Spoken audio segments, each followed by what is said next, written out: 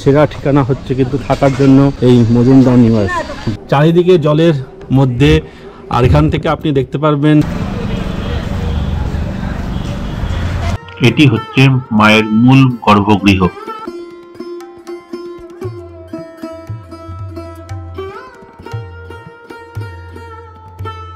বাঙালির শিকারা রাইড, মানে গরিবের শিকারা রাইড কিন্তু আপনারা এখানে পেয়ে যাবেন এই মাইথনে।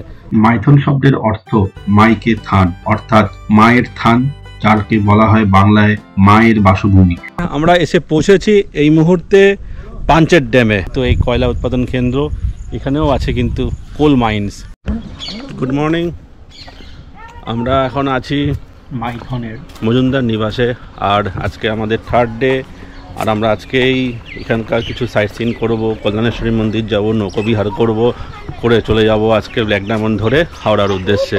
গতকাল রাতে আমরা গড়পঞ্চকোট থেকে পাঞ্চেত হয়ে এসে পৌঁছেছি মাইথনে। আমরা পাঞ্চেত দেখতে পাইনি রাত হয়ে যাওয়ার জন্য, তো আমরা আজকে সেটা আবার দেখতে যাব। তো আমরা রাত্রেই উঠে পড়েছি এই মজুমদার নিবাসে। সেই দৃশ্য আমরা দেখাতে পারিনি, চলুন সেই দৃশ্য একটু আমরা আপনাদের সামনে তুলে ধরি। আমরা এই রাস্তা ধরে এসেছি রাত্রেবেলা, আর এই জায়গাটা হচ্ছে পার্কিং। এখানকার সবচেয়ে সেরা ঠিকানা হচ্ছে কিন্তু থাকার জন্য এই মজুমদার নিবাস। ডিবিসির নিজস্ব প্রপার্টি এটা। চলুন আমরা এই মজুমদার নিবাসের ভিতরে ঢুকি। গেট দিয়ে ঢুকে এই ব্রিজের উপর দিয়ে আপনাকে প্রবেশ করে যেতে হবে এই মজুমদার নিবাসের অভ্যন্তরে। আর এখান থেকে ভিউটা দেখুন, জাস্ট অপূর্ব। এই মুহূর্তে দাঁড়িয়ে আছি মজুমদার নিবাসের ঢোকার যে ব্রিজটা আছে মেন রাস্তার সঙ্গে যোগাযোগের, সেই জায়গায়। আর এই গেটটা দিয়ে ভিতরে ঢুকেই কিন্তু এই হচ্ছে মজুমদার নিবাসের, মানে ডিবিসির হলিডে হোম, যা কিনা ডিবিসির লোকের ছাড়াও অন্যান্য যে কোনো পর্যটকই আগে থেকে বুকিং করে আসতে পারে। তার ডিটেলস আমি দিয়ে দেবো। এই ব্রিজ দিয়ে এসে এই ছোট্ট গেট দিয়ে আমরা প্রবেশ করব মজুমদার নিবাসে। এই হচ্ছে মজুমদার নিবাসে ঢোকার রাস্তা। ঢুকেই ডান দিকে বাদিকে সুন্দর গার্ডেন করে দেওয়া আছে, আর এখানে একটি ফলক আছে মজুমদার নিবাসের সম্বন্ধে ডিটেলস দেওয়া। এদিকেও গার্ডেন আছে, আর এই সামনে হচ্ছে পুরো মজুমদার নিবাসের কমপ্লেক্সটি। চলুন এবার ভিতরে ঢোকা যাক। নিচে সিঁড়ি দিয়ে উপরে এলাম। উপরে এসে এদিকে আসলেই পেয়ে যাবেন পরপর রুম। আমাদের রুম একদম শেষের দিকে আছে, চলুন রুমটা দেখিয়ে দিই। আর রুমে যাওয়ার আগে এই করিডর থেকে দেখুন, চারদিক দিয়ে জলে ঘেরা। এই হচ্ছে আমাদের মজুমদার নিবাস। ওই কোনার রুমটা হচ্ছে আমাদের। এদিক দিয়ে চললাম আমাদের রুমের দিকে। আমরা মাইথনের মজুমদার নিবাসে এসেছি। মজুমদার নিবাসে আমাদের রুম নম্বর 201। এই হচ্ছে রুম। এখানে বিশাল বড় একটা ডবল বেডরুম, যদিও সিঙ্গেল জোড়া লাগে ডবল। এখানে একটি বড় কাঠের চেয়ার আছে, এখানে একটা টেবিল আছে, এখানে একটা কাঠের চেয়ার আছে, এখানে একটি ড্রেসিং টেবিল আছে, আর এখানে একটি ছোট টেবিল আছে যেটা বেড সাইড কর্নার টেবিল বলতে গেলে। এসি আছে, ফ্যান আছে। ডিবিসির এটা একটা প্রজেক্ট এবং তার প্রপার্টি, তো অনেক পুরনো একটা প্রপার্টি, কিন্তু মেনটেনেন্স ঠিকঠাক আছে। আর এখানে আছে বাথরুম। বাথরুমের ইন্টেরিয়র আপনাকে দেখিয়ে দেবো। এখানে জামা কাপড় ঝোলানোর কিছু হুক দেওয়া আছে। তো সেই আগের দিনের দেখুন দরজায় কিন্তু ডাসা আছে, ডাসা দেওয়া। তো মোটামুটি ঠিক আছে, প্রপার্টিটা গুড নাইট দেওয়া আছে। এখানে আছে টাওয়েল আর একটা মেডিমিক্স সাবান, আর এখানে কম্বল দেওয়া আছে, 3টে বালিশ দেওয়া আছে। আপনার চাইলে আরও একটা বালিশ আপনাদের দিয়ে যাবে। রুম থেকে দেখুন কি সুন্দর, চারিদিকে জলের মধ্যে, আর এখান থেকে আপনি দেখতে পারবেন মানুষজনে বোটিং করছে সেই দৃশ্য। আর এই হচ্ছে নিচে পার্ক, বাচ্চাদের খেলাধুলার জায়গা আছে। এদিকেও জল, আর রুমের এদিক থেকেও আপনাদের দেখাচ্ছে দেখুন কি সুন্দর হচ্ছে। চারিদিকে জলের সমারোহ, তার মাঝখানে এই ছোট্ট একটি দ্বীপে হচ্ছে এই মজুমদার নিবাস। চলুন আমরা এবার বাইরে যাই। বাইরে আমাদের কিছু সাইট সিন আছে, সেগুলো করতে যাই। বাইরে বেরিয়ে, আর এই ব্রিজ ধরেই কিন্তু এই সামনের দিক ওখানে আছে মেন রোড, ওখানে গাড়ি আপনাকে নামিয়ে দেবে। ডিবিসির নিজস্ব এই মজুমদার নিবাসের নিজস্ব পার্কিং আছে ওইখানে। ওখান থেকে কিন্তু আপনাকে এই ব্রিজ ধরে কিন্তু এই জলরাশির উপর দিয়ে যেতে হবে হচ্ছে এই মজুমদার নিবাসের হলিডে হোমে। আর এই সামনে পাশেই আছে কিন্তু আপনার নৌকোবিহারের জায়গা। আপনারা চাইলে এখানে নৌকোবিহারও করতে পারেন। আমরাও নৌকোবিহার করব। আপাতত মন্দিরে যাব, মন্দিরে মায়ের দর্শন করে তারপরে আমরা এইখানকার সাইট সিন শুরু করব। আর এই পুরোটা হচ্ছে কিন্তু মাইথন ড্যাম, আর সামনেই আছে লক গেট। সকালবেলা এখন ঘড়ি কাটায় বাজে হচ্ছে প্রায় 8:30, সেই জন্য কিন্তু আজকে বেশ ভালো কুয়াশা আছে, একটু চারিদিক ঝাপসা, তো বেলা হয়তো বাড়বে, হয়তো দৃশ্যমানতা অনেকখানি বাড়বে। আমরা লজ থেকে বেরিয়ে চলেছি এখন কল্যাণেশ্বরী মন্দিরের দিকে।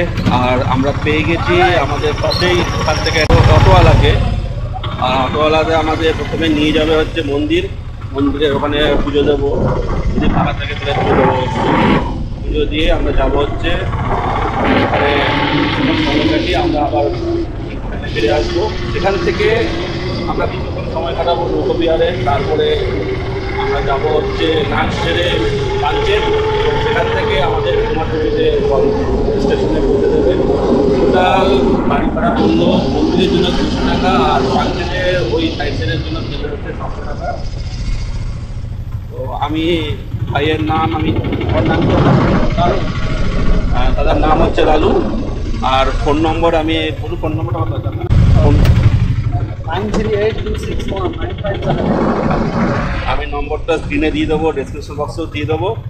যখন আসবেন এখানে এসে এই দাদার সঙ্গে, লালু ভাইয়ের সঙ্গে আপনারা যোগাযোগ করে আপনি কিন্তু এইখানকার সাইট সিন করে নিতে পারবেন। আমরা যেহেতু কাউকে গড়পঞ্চকোটটা কিনে নিয়েছি, গড়পঞ্চকোটটা যাবো না, গড়পঞ্চকোটও এখানকার লোকাল সাইট সিনের মধ্যে পড়ে। আপনারা চাইলে সেক্ষেত্রে হয়তো একটু পয়সা বাড়তে পারে, আপনারা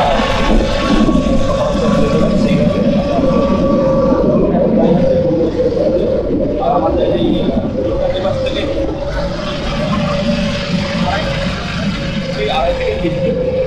আর এই মাইথনে আসলে মাইথনের মজুমদার নিবাস ছাড়াও আরো বেশ কয়েকটি থাকার জায়গা আছে, তার ডিটেলস আমি আমার এই ভিডিওর ডেসক্রিপশন বক্সে দিয়ে দেবো। আপনারা চাইলে সেখান থেকে দেখে নিতে পারেন এবং চাইলে সেখানেও থাকতে পারেন। তো বন্ধুরা, আমরা চলে এসেছি কল্যাণেশ্বরী মন্দিরে, আর কল্যাণেশ্বরীর মন্দিরে এন্ট্রি গেটের সামনে ঠিক আছি, আপনাদের সে দৃশ্য তুলে ধরছি। মজুমদার নিবাস থেকে ওই রাস্তায় এসেছি, এই রাস্তায় এসে অটো নামিয়ে দেবে আপনাকে এখানে, আর এইখানেই হচ্ছে মা কল্যাণেশ্বরী মন্দির।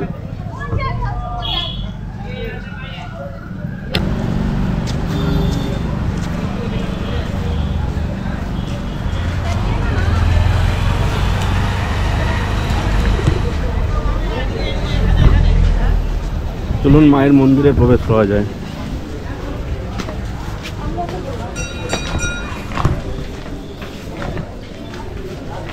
আশেপাশে কিন্তু ডালার দোকান আছে, আপনারা চাইলে এখান থেকে ডালা নিতে পারেন। চারিদিকে প্রচুর ডালার দোকান আছে, আপনারা যে কোনো দোকান থেকে ডালা কিনে নিয়ে যেতে পারেন মায়ের মন্দিরের ভিতরে, আর সেখানে আপনারা জুতো বা পাদুকা খুলে রাখতে পারেন। আর আমরা চলে এসেছি এই দাদার দোকানে, এখান থেকে আমরা একটা ফুলের এবং প্রসাদের ডালা নিয়ে নিচ্ছি মায়ের পুজো দেওয়ার জন্য। ডালায় কি কি থাকছে আমরা বলে দিচ্ছি। ডালায় থাকবে ধূপকাঠি, একটি নারকেল, আর একটি চেলি, সঙ্গে আলতা, সিঁদুর এবং মায়ের জন্য শাখা পলা। এই নিয়ে আমরা যেরকম হয় মোটামুটি 100 কিংবা 150 এরকম একটা ডালা নিয়ে আমরা চলে যাব মায়ের পুজো দিতে। চলুন, ডালা রেডি হয়ে গেছে মোটামুটি, আর উপরের দাদার দোকানের নাম দেওয়া আছে, ফোন নম্বর দেওয়া আছে। আপনারা চাইলে এখান থেকে দাদার কাছ থেকে ফুলের বা প্রসাদের ডালা নিয়ে যেতে পারেন। চলুন আমরা এবার ডালা নিয়ে যাব হচ্ছে মন্দিরের ভিতরের দিকে।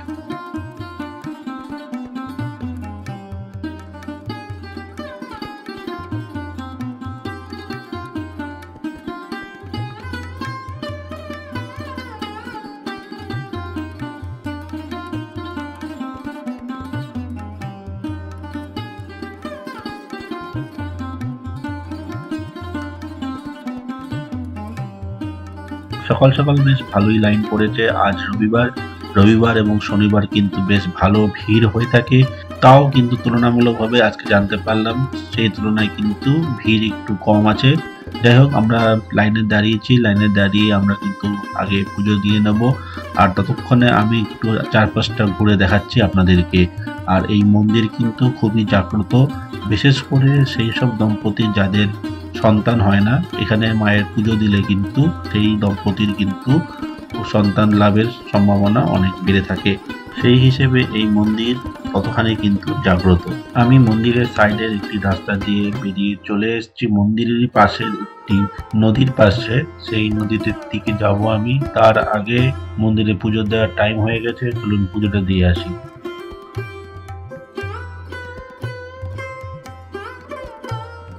এটি হচ্ছে মায়ের মূল গর্ভগৃহ।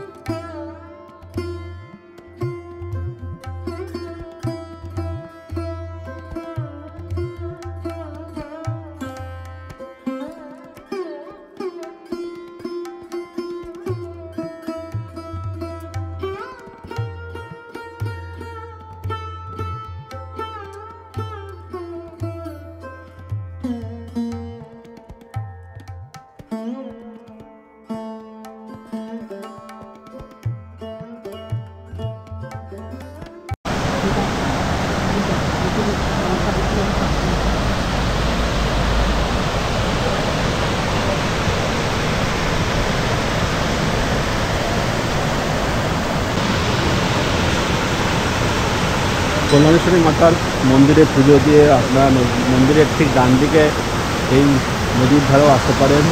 বেশ ভালো লাগবে কোনো জায়গাটা।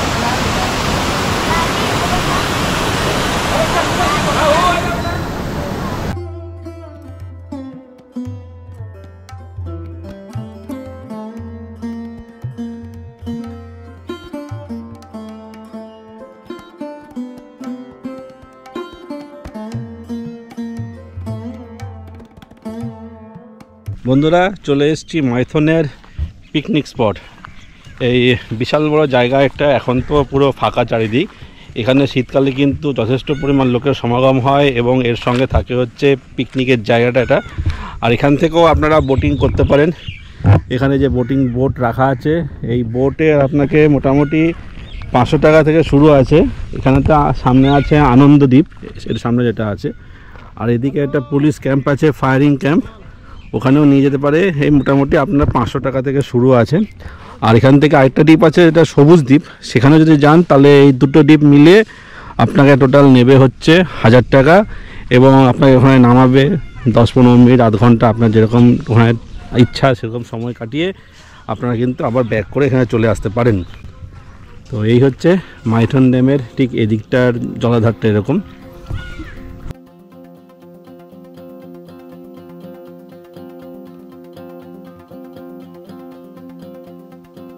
আপনারা এখান থেকেও বোটিং করতে পারেন। আর মজুমদার নিবাসের ওখানেও কিন্তু বোটিংয়ের জায়গা আছে, আপনারা ওখান থেকেও বোটিং করতে পারেন। আপনারা শুধু কিছুক্ষণ 10-15 মিনিট বোটিংও সেই ব্যবস্থাও আছে। আর আপনি যদি মনে করেন যে আপনি বিভিন্ন দ্বীপে যাবেন, সেই দ্বীপের প্যাকেজের আপনি যেতে পারেন। এটা আপনার উপর ডিপেন্ড করবেন আপনারা কি করবেন না করবেন। এখানে বোটের ভাড়া যে 500 টাকা যেটা নেবে, মোটামুটি ওই একটা বোটে 6 জন মতো ধরতে পারে। 6 জনের নিলেও 500 টাকা, পুরো বোট 500 টাকা। 6 জন যান 5 জন যান সেটা নির্ভর করবে না, মানে মোটামুটি বোটটা রিজার্ভ হবে আপনার 500 টাকাতে। এটা শুরু ইনিশিয়াল, এরপরে আরও আপনি যেভাবে ঘুরবেন তারপরে সেরকমভাবে হবে। আমরা এসে পৌঁছেছি মাইথন বোটিং সেন্টারে। এখান দিয়ে ঢুকতে হবে। 3 ধরনের বোট আছে, স্পিড বোট, কান্ট্রি বোট আর প্যাডেল বোট। আপনার যেটা খুশি সেখানে যেতে পারেন।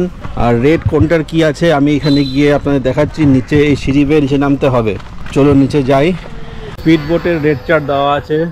4 সিটার 4 জনের জন্য পুরো 600 টাকা, 6 সিটার 900 টাকা, 8 সিটার 1200 টাকা। এটা যাবে হচ্ছে আপনাদের এখান থেকে নিয়ে সবুজ দ্বীপ থেকে ঘুরিয়ে কিছুক্ষণ সময় কাটিয়ে আবার এখানে ড্রপ করে দেবে আপনাদের। স্পিড বোটের রেট হচ্ছে এটা। কান্ট্রি বোট, স্পিড বোট আর প্যাডেল বোটের সম্মিলিত রেট এখানে সব দেওয়া আছে আলাদা আলাদা করে। 6 জনের জন্য 20 মিনিটে 500 টাকা, 6 জনের জন্য 1 ঘন্টা সবুজ দ্বীপ ধরে সেটা হচ্ছে 1000 টাকা। আর স্পিড বোটে 600 টাকা, 900 টাকা, 1200 টাকা 4, 6, 8 সিট হিসাবে। আর প্যাডেল বোট হচ্ছে 200 টাকা 20 মিনিট 1 থেকে 4 জনের। আর এর ঠিক উল্টো দিকে এটা হচ্ছে কিন্তু টিকিট কাউন্টার, আপনি এখান থেকে টিকিট কেটে নিতে পারবেন। আমরা কান্ট্রি বোট নিয়েছি, 6 জন পর্যন্ত 500 টাকা করে নেবে, 20 মিনিট আপনাকে এমনি ঘুরিয়ে দেবে। এই মাইথনে এলে আপনারা পেয়ে যাবেন হচ্ছে বাঙালির শিকারা রাইড, মানে গরিবের শিকারা রাইড কিন্তু আপনারা এখানে পেয়ে যাবেন এই মাইথনে। আপনারা আসলে কিন্তু এই শিকারা রাইড অবশ্যই করবেন। আমরা বোটে উঠছি, বোটে উঠে কিছুক্ষণ ঘুরবো। আর এর সঙ্গে কিন্তু লাইফ জ্যাকেট আছে, লাইফ জ্যাকেট পরে যেতে হবে। আমাদের বোট জার্নি কিন্তু শুরু হলো। গানটা একটু করো। দাদা আপনার নাম কি? এটা কি পাতা? আচ্ছা,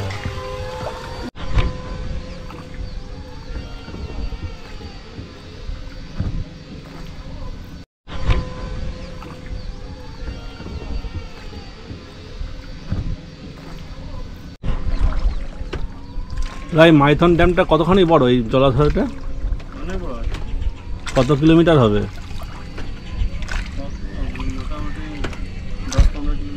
10 কিলোমিটার।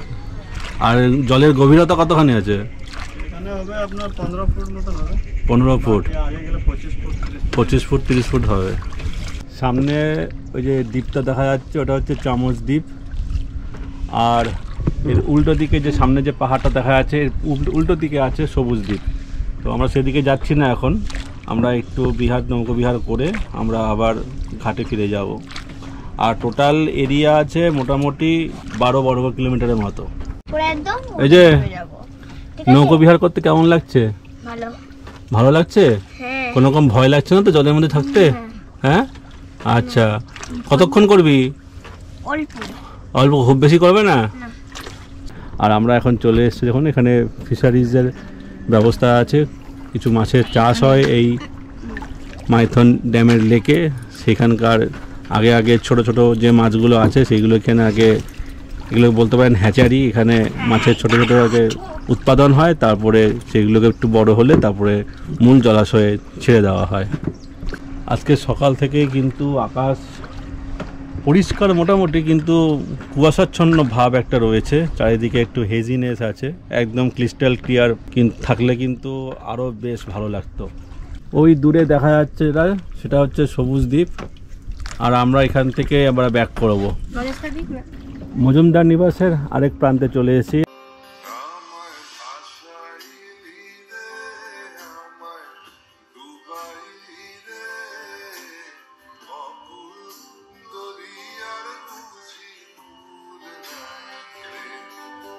এটা হচ্ছে মাইথনের হাইডেল পাওয়ার প্রজেক্টের, এখানে টারবাইন আছে, আর এখান থেকে যখন জল ছাড়া হয় সেই টারবাইনের ঘুরিয়ে কিন্তু জলবিদ্যুৎ এখান থেকে তৈরি হয়। আমাদের নৌকো বিহার শেষ হয়ে গেল, এবার আমরা নৌকো থেকে নেমে যাব। আর আপনারা যখন এখানে আসবেন এই নৌকো বিহার কিন্তু করার অবশ্যই চেষ্টা করবেন, খুব ভালো লাগবে এই নৌকো বিহার করতে। মাইথন শব্দের অর্থ মাইকে থান, অর্থাৎ মায়ের থান, যাকে বলা হয় বাংলায় মায়ের বাসভূমি। আর এখানেই বসবাস করেন মা কল্যাণেশ্বরী দেবী। ধানবাদ থেকে 48 কিলোমিটার দূরে অবস্থিত এই মাইথন, এখানেই রয়েছে ডিভিসির সবচেয়ে বড় জলাধারটি। মার্কিন যুক্তরাষ্ট্রের টেনেসি ভ্যালি প্রকল্পের থেকে অনুপ্রাণিত এই প্রকল্পটি করা হয়েছে বন্যা নিয়ন্ত্রণ ও 60,000 কিলোওয়াট বিদ্যুৎ উৎপাদনের জন্য। এটি বরাকর নদীর উপর নির্মিত। এখানে রয়েছে অনন্য ভূগর্ভস্থ পাওয়ার স্টেশন। এই ধরনের পাওয়ার স্টেশন দক্ষিণ এশিয়ায় প্রথম। জলাধারটি 65 বর্গ কিলোমিটার দীর্ঘ এলাকা জুড়ে বিস্তৃত।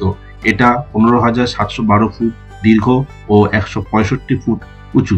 এই বাঁধের উদ্দেশ্যগুলো হলো বন্যা নিয়ন্ত্রণ, সেচ ব্যবস্থার উন্নয়ন, শিল্প এবং গার্হস্থ্য ব্যবহারের জন্য জল সরবরাহ, নেভিগেশন ও নিষ্কাশন, বৈদ্যুতিক শক্তি উৎপাদন এবং তার বিতরণ। এই মাইথন বাঁধে টোটাল 12টা লক গেট আছে, যার মধ্যে 6টা পড়ছে পশ্চিমবঙ্গের মধ্যে এবং বাকি 6টা পড়ছে ঝাড়খণ্ডের মধ্যে।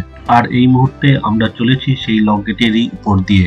আর এখান থেকে দেখা যাচ্ছে বরাকর নদীর বাঁধের পরবর্তী অংশের তার জলপ্রবাহ। বিশেষ করে বর্ষার সময় কিন্তু এখানে প্রচুর পরিমাণ জল থাকে এবং ড্যামে যদি জল অতিরিক্ত হয়ে থাকে তখন কিন্তু সেই অতিরিক্ত জল এই লক গেট দিয়ে ছেড়ে দেওয়া হয়। আর আমরা এখন এই মাইথন ব্যারেজ ক্রস করে চলে যাব টুয়ার্ডস পাঞ্চেত জলাধারের দিকে। আমরা এখন এগিয়ে চলেছি টুয়ার্ডস পাঞ্চেত ড্যামের দিকে। আমরা চলে এসেছি পাঞ্চেত ড্যামের কাছে একদম। এই সামনের যে গেটটি দেখা যাচ্ছে এখান থেকে শুরু হবে কিন্তু পাঞ্চেত ড্যাম।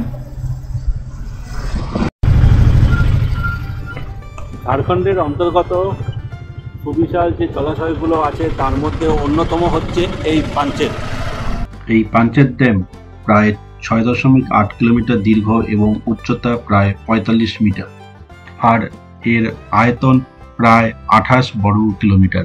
পাঞ্চেত বাঁধ হল দামোদর ভ্যালি কর্পোরেশনের দ্বারা পাঞ্চেত পাহাড়ের পাদদেশে নির্মিত প্রথম পর্যায়ে 4টি বহুমুখী বাঁধের শেষ বাঁধ। এটি ভারতের ঝাড়খণ্ড রাজ্যের ধানবাদ জেলার পাঞ্চেতে দামোদর নদী জুড়ে নির্মিত হয়েছিল এবং 1959 সালে বাঁধটি চালু করা হয়েছিল। প্রসঙ্গত 1943 সালের বিপজ্জনক বন্যার ফলে বাংলার গভর্নর দামোদর ফ্লাড কমিটি নিযুক্ত করেন যাতে প্রতিকারমূলক পদক্ষেপগুলি সুপারিশ করা যায়। মার্কিন যুক্তরাষ্ট্রে টেনেসি ভ্যালি অথরিটির অনুরূপ একটি কর্তৃপক্ষ তৈরি করার পরামর্শ দেওয়া হয়। TVAR এর সিনিয়র ইঞ্জিনিয়ার WL ভোডুইন একটি প্রাথমিক রিপোর্ট প্রকাশ করেন যা বন্যা নিয়ন্ত্রণ, সেচ, বিদ্যুৎ উৎপাদন ও নৌ চলাচল অর্জনের জন্য পরিকল্পনা প্রণয়ন করেন। ফলস্বরূপ 1948 সালে দামোদর ভ্যালি কর্পোরেশন সম্পূর্ণরূপে নদী উপত্যকার উন্নয়নের জন্য কাজ শুরু করে। ভোরডুইয়েরই 8টি বাঁধ এবং একটি ব্যারেজ নির্মাণের পরিকল্পনা করা হয়েছিল। পরে তিলাইয়া, কোনার, মাইথন ও পাঞ্চেত নামে 4টি বাঁধ এবং দুর্গাপুর ব্যারেজ নির্মাণের সিদ্ধান্ত গৃহীত হয়েছিল। প্রথম বাঁধটি ভিলাইয়ের বরাকর নদী জুড়ে নির্মিত হয়েছিল এবং 1953 সালে উদ্বোধন করা হয়েছিল। 2 বছর পরে 1955 সালে কোনার নদীতে দ্বিতীয় বাঁধ উদ্বোধন করা হয়। 1957 সালে মাইথনে বরাকর নদীতে তৃতীয় বাঁধ উদ্বোধন করা হয় এবং 1959 সালে পাঞ্চেতে দামোদর নদে চতুর্থ বাঁধ উদ্বোধন করা হয়। দামোদর নদ ঝাড়খণ্ডের ধানবাদ জেলা এবং পশ্চিমবঙ্গের পুরুলিয়া জেলার মধ্যবর্তী সীমানা গঠন করে। বরাকর নদীর সঙ্গে মিলিত হওয়ার এবং পশ্চিমবঙ্গের মধ্য দিয়ে সম্পূর্ণভাবে প্রবাহিত হওয়ার আগে পাঞ্চেত বাঁধটি বরাকর নদীর সাথে সামঞ্জস্যপূর্ণ রেখে দামোদর নদীতে যে স্থানে মিলিত হয় তার থেকে সামান্য উজানে নির্মিত হয়েছে। পাঞ্চেত বাঁধ ও জলাধারের উত্তরাঞ্চলীয় ধানবাদ জেলা এবং দক্ষিণ পূর্বাঞ্চলের পুরুলিয়া জেলায় অবস্থান হয়েছে। পাঞ্চেত পাহাড়, পাঞ্চেত বাঁধ সীমানা জুড়ে বিস্তৃত রয়েছে। বন্ধুগণ, আমরা এসে পৌঁছেছি এই মুহূর্তে পাঞ্চেত ড্যামে। পাঞ্চেত ড্যামে এই দেখুন পিছনে বিশাল জলরাশি। এই পাঞ্চেত ড্যামের মাধ্যমে কিন্তু আটকে রাখা হয়েছে। ডিভিসির যে 7খানা প্রজেক্ট আছে তার মধ্যে অন্যতম হচ্ছে এই পাঞ্চেত প্রজেক্ট। এখানে থেকেই শুরু হয়েছে বা উৎপত্তি হয়েছে বলতে পারেন দামোদর নদ। আর এই দামোদর নদের ধারা কিন্তু বয়ে গেছে এই দিকে। ধরুন আমরা পাঞ্চেতের ভিতরের দিকে ঢুকবো আর ঢুকে আপনাদের এই জলাধারের যে বিশাল ব্যারেজ তা আপনাদের সামনে তুলে ধরবো। দীর্ঘ 5 কিলোমিটার জুড়ে হচ্ছে এই ব্যারেজটি, কিন্তু রাস্তার ওই প্রান্ত থেকে শুরু হয়েছে। আর এই বিশাল জলরাশি পাঞ্চেত ড্যামের মাধ্যমে কিন্তু আটকে রাখা হয়েছে। এদিকে আছে লক গেট, সামনে আছে লক গেট। ওদিকে কিন্তু ফটোগ্রাফি অ্যালাউ নেই, যদি পারমিট করে তাহলেই আমি ফটোগ্রাফি করব। আর এই দিকে চলে গেছে কিন্তু দামোদর নদ।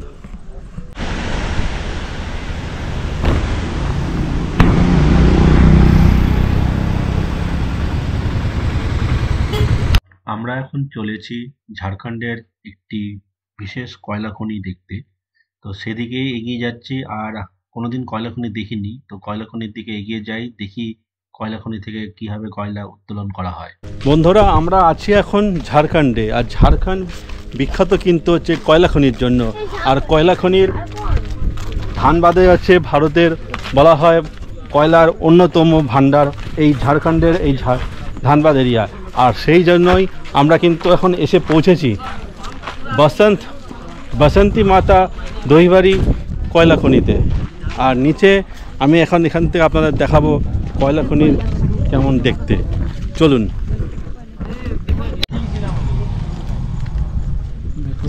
ধোঁয়া বেরোচ্ছে। হ্যাঁ, এগুলো 2010 সালে আগুন লেগেছে, ভেতরে আগুন লেগে গেছে। ওই সেই 10 সালে যেটা আগুন লেগেছে এখানেই হয়েছিল, সেটা ভেতরে চলতে আছে। তো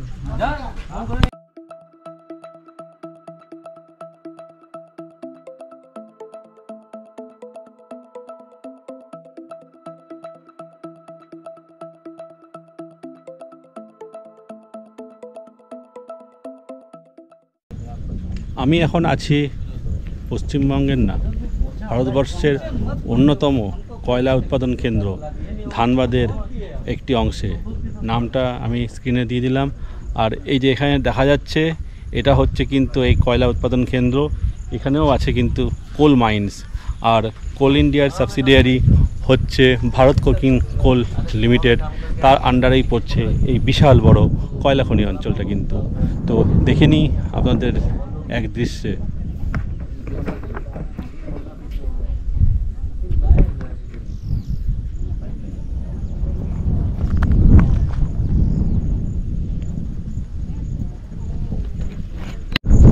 कुछ करना नहीं, उसके साथ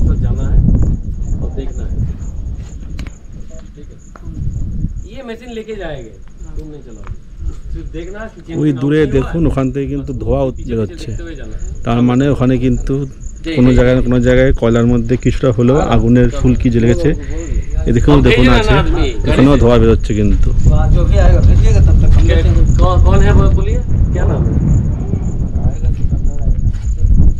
सिकंदर से बात हुआ है क्या?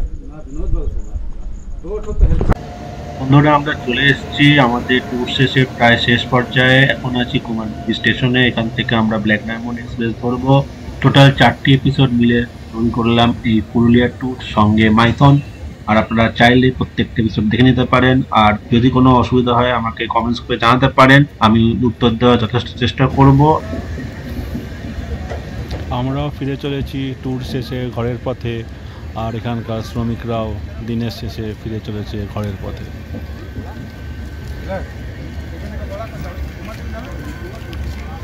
আর এই পুরুলিয়া ট্যুর আমরা শেষ করছি এই কুমারডুমি স্টেশন থেকে।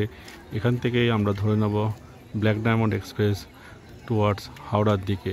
এখানে ট্রেন আসবে 4:59 আর ট্রেন ছাড়বে 5টার সময়।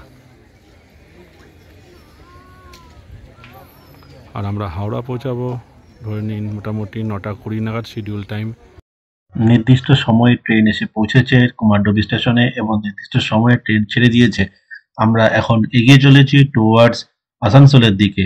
আপনারা চাইলে এই 22387 ব্ল্যাক ডায়মন্ড এক্সপ্রেস ধরে সকাল 6:15 হাওড়া থেকে ছেড়ে সকাল 10:15 কুমারডুবি স্টেশনে নেমেও এই মাইথন ঘুরে দেখতে পারেন। আর সেই ট্রেন ধরে দিনের দিন ধরে ফেরতও চলে আসতে পারেন। আমরা ফিরে চলেছি আমাদের গন্তব্য বাড়ির দিকে। ট্রেন এখন ক্রস করছে মানকড়। মানকড়ের পরবর্তী স্টেশন আসবে বর্ধমান জংশন। বর্ধমানের পরবর্তী স্টেশন প্যান্ডেল, সেখানে আমরা নেমে যাব।